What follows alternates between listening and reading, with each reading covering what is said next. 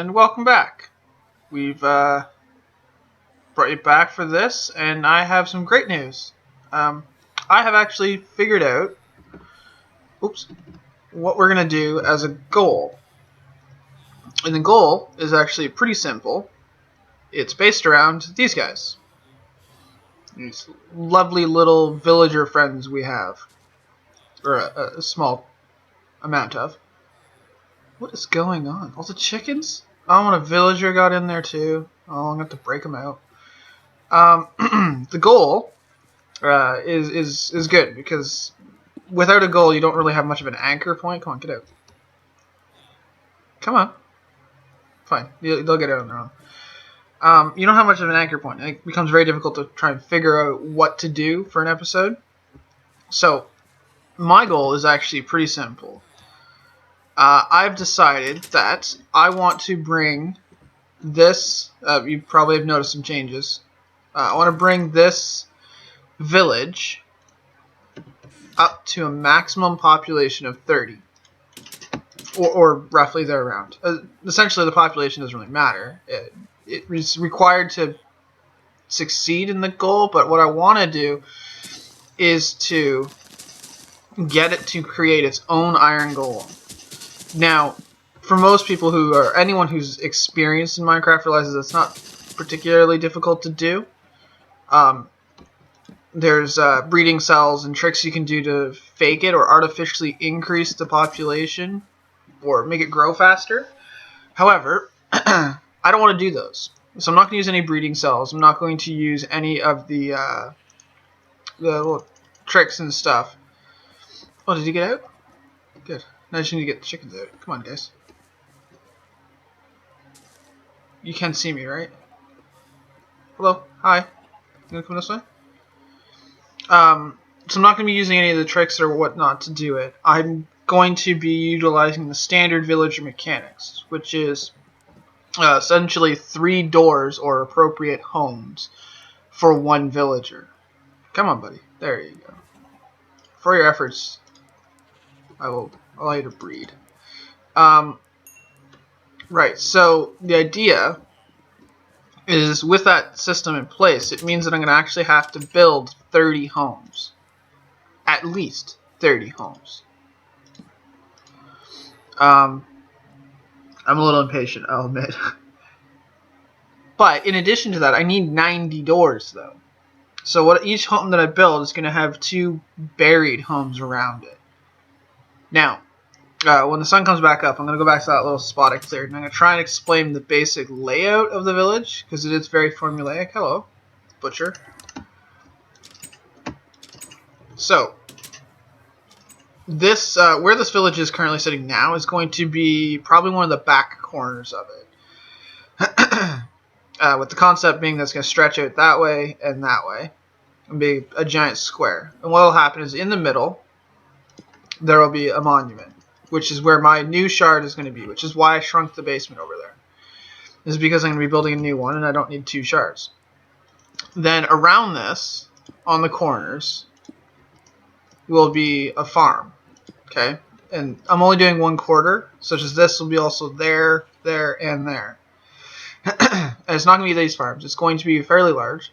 I have no idea whether or not they'll farm the actual crop fields, but it'd be kind of interesting if they did. If they don't, then I'll just kind of like structure them out as more of like decorative style. And then on this is 1 ring. So we have the center and we have first ring, and then the second ring will actually have villager homes, and we'll have the unique buildings, which for me is the church, the blacksmith, the library, and the butcher shop. Okay, so there'll be 1 there on the 4 different coordinates, and then these will be little villager homes, which are going to be bunker styles like that. They might be that size, they might be a little bit bigger. And then the final ring will actually have pretty much row houses, and I want to have 5 on each side. They're either going to be tightly packed, or they might be loosely packed. In which case, they might have a little bit of space and actually join up. Hi, I'm trying to do something here, buddy.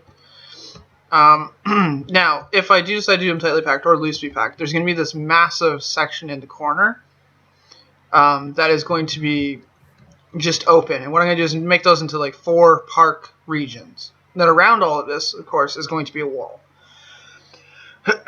Sorry about that. I have a bit of a cold with it being terrible weather. The day job has me going from a warm environment to a cold environment all the time, so I tend to get sick pretty quick. So that's the basic concept of it. Now, as for the building, the size of these, I believe I need like 50 or 60 blocks in each direction to accommodate all the building. So what I really need to do is figure out where I can actually begin the center point for this stuff. Why can I not hear the blocks? My volume's at the right size. What is this? Why is it so so low? It's not low. It's where it's supposed to be, right? Yeah, everything's where it's supposed to be. It just seems really low. Like I can barely hear the game volume. This could be bad. Yeah, very, very low. So we're going to be expanding this way and this. So I guess the center would be somewhere around there, which is actually a really bad spot for it. I may have to raise that. The center piece, if you will, down there, will be the monument. And that monument is going to be what I refer to as the monolith shard, which is essentially the same shard layout that we have dug out already down here that we're abandoning, but underneath a specific monolith structure. Is that water? Or is that... No, that's just more things. Okay, so we may have to fill this in and raise it up a bit.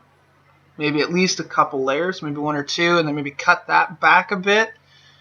Or maybe just leave it and build a monument on top. That'd be kind of cool. I do like the idea of like not having a... I don't want a perfectly flat village because it's boring. And I would prefer to have some features, some height and elevation, because then you can play with it by having like retaining walls and stuff like that. Now, all the buildings are going to be this style, except they're not going to have these iron bar for windows. I'm going to actually put glass windows because I don't want them to be prisons for the guys. Sorry, they distract me very quickly. How did you get on there? Oh, right, you can get from the other side. Whoops. Right, so that's the basic design concept. Now, in order for me to actually begin it, I kind of have to find the center point. So I'm going to probably do a cut here, and we'll come back when we found the center point, and continue from there. And welcome back, guys. So I've figured out the layout somewhat. Where I'm standing is going to be the center of the monolith, the center point. I don't know if you can see it, but right where my cursor is there, right in front of those trees, is another one. Another little cobblestone pillar. That's roughly 50 blocks that way. And then that one there is 50 blocks that way. And that's roughly the size of the village. Now I have a lot of space. I'm not sure. It might be a little bit bigger than that. It might be a little smaller. I'm not sure. It also has to go that way. I haven't marked those directions yet because why not? This way it's higher up than it is over here, so it slopes down, which is okay. I can deal with that. This is a little bit of a problem. I'll have to fill in a few layers of this so it's more of a gentle slope up. Also, we can't go much bigger than that because we have a little bit of a drop off here. So if the village ends up coming out, or the buildings come out beyond this, depending on how far they go out beyond, I may fill in underneath them and then make a new sheer cliff, like cut it straight flush. Or I might, if it goes out really far or something like that, I might just cut it where it is and then just do like a supports down or supports back to the mountain or the cliff. But first thing we're going to do is we're going to set up the shard. It needs to be done. I don't think we're going to be filling the layer up, because this side over here, I'll show you this side because I showed you the other side, may as well. This side here is right here, so it's got a fair distance. It starts to cut a little bit that way, but we shouldn't hit that, or if we do, we shouldn't hit very much of it. But we are taller than the monolith center. And the point is the monolith is supposed to be the tallest feature, so maybe we might have to raise it up a few. But I don't really want to go too high. Maybe we'll raise it all up to this level that I'm on now. Like fill in this little section here. Because that wouldn't be too much. It's a lot of dirt. Actually, now that I think about it, it's a lot of dirt. But I'd only have to fill it to like here. Then I can taper down again. Because I don't want to have, as I stated, I don't really want to have a perfectly flat village. I do want to have some variety in the height changes and stuff. It'll make it feel like a more natural village. Not to mention I can use retaining walls and stuff to help support. But that being said, we need to decide on this. Now, I'll go get some dirt and some basic stuff, maybe some ladders and junk so we can get in there, and some food, because apparently I have nothing on me.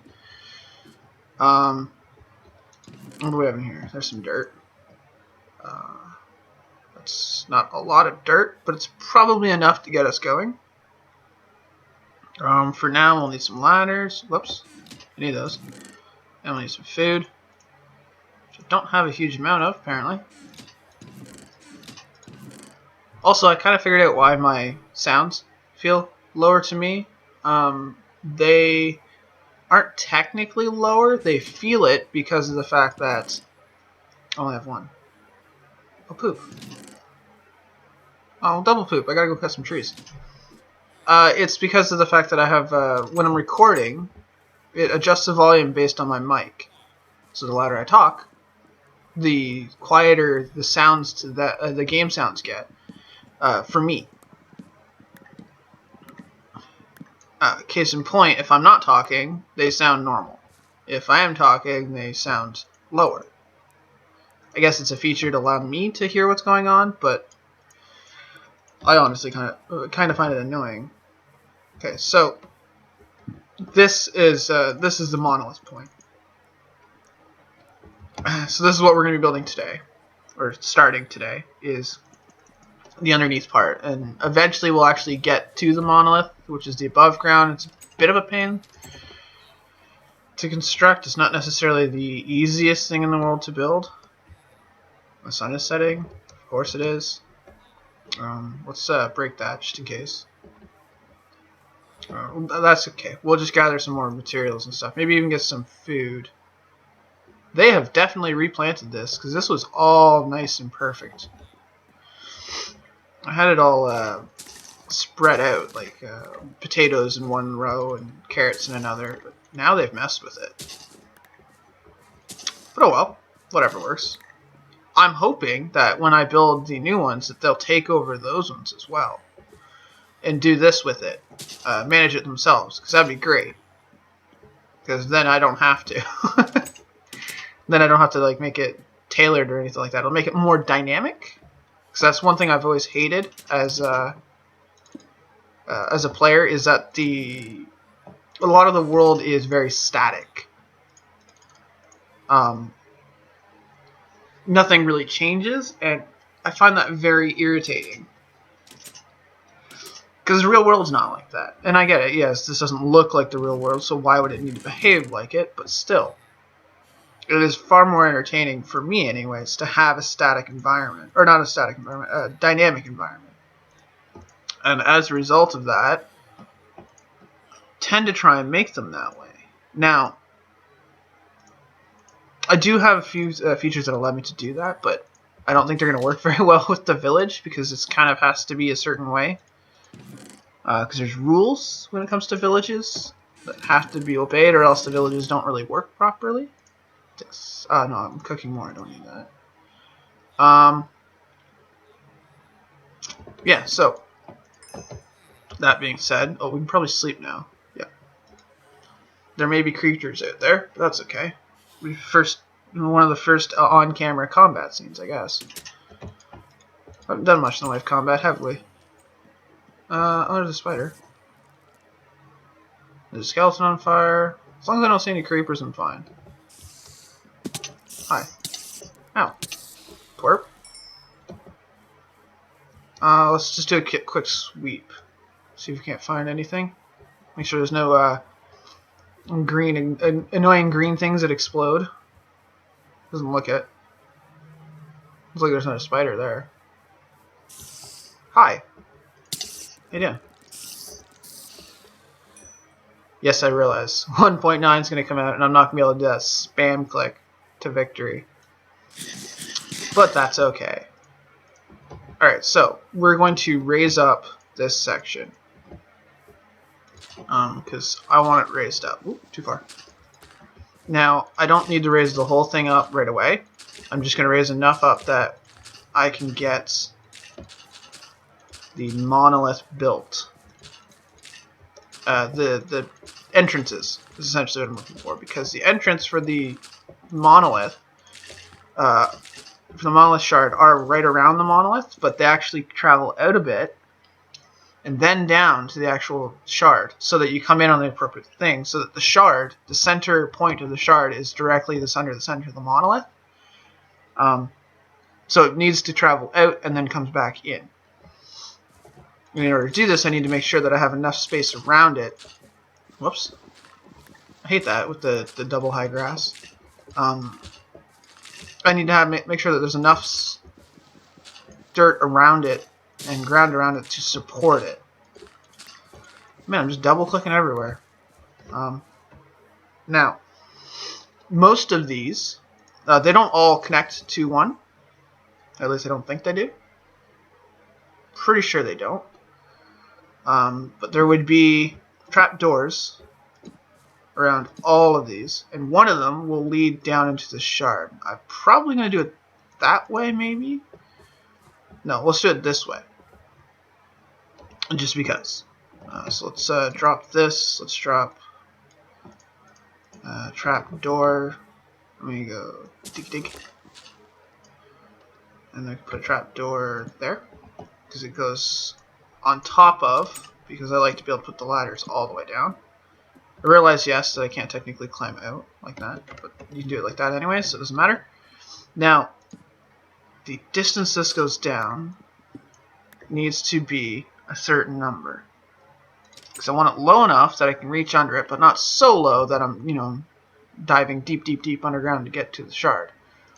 So that's ground level, which means this would be a ceiling level, this would be open, this would be open. So what I'm standing on is actually the floor level. So it should be there. And this would be, that's ceiling. Oh no, I need one more because I want to make 2.5. So this is the size. Now, as for the actual length of it, I do have some blueprints, if you will, that I draw up on graph paper, because I'm that type of person. You can probably hear the paper rustling. And this allows me to get the positions right. So, from the center point, which is here, I need to go, 1, 2, 3, 4, 5, 6, and then the tunnel itself. So, center point, 1, 2, 3, 4, 5, 6. And then here, this is where we would go down to the next layer. Okay, sorry about the phone again. However, it did remind me something. We are really close to 20 minutes, so I'm going to say goodbye here. I don't need to hit shift. Ooh, that was weird. And I'll see you guys in the next episode.